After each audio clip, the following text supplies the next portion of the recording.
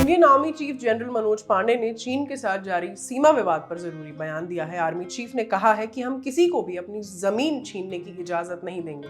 उन्होंने इस बात पर भी जोर दिया कि भारतीय सेना ने पूर्वी लद्दाख में एलएसी के साथ छेड़छाड़ करने की चीन की कोशिश को नाकाम करने के लिए पर्याप्त कदम उठाए हैं। न्यूज एजेंसी एएनआई से रविवार 1 मई को बात करते हुए नए आर्मी चीफ ने कहा कि एलएसी पर स्थिति इस वक्त सामान्य है।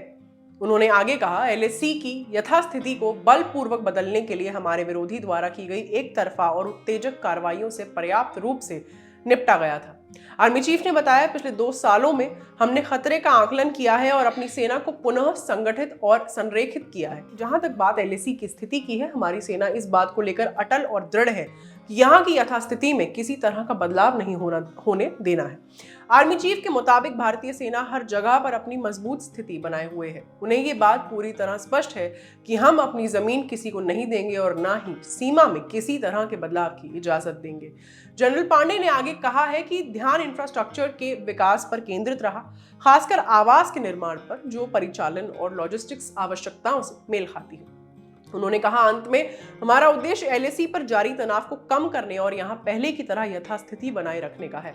आपको बता दें कि भारत और चीन के बीच बीते 2 साल से सैन्य गतिरोध जारी है। पूर्वी लद्दाख में चीन की गतिविधियों के चलते दोनों देशों ने अपनी सेना की टुकड़ियां सीमा पर तैनात की थी। इस बीच दोनों देशों के बीच कोर स्तर पर कई दौर की बातचीत भी हुई।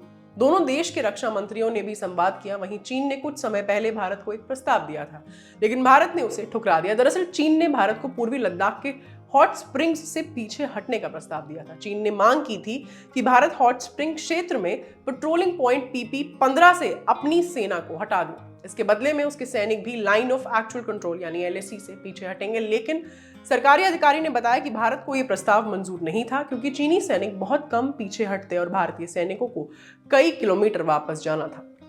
ये खबर आपके लिखी थी सौरभ त्रिवेदी ने। मेरा नाम है आस्था राठौर, कैमरा के पीछे है जतिन।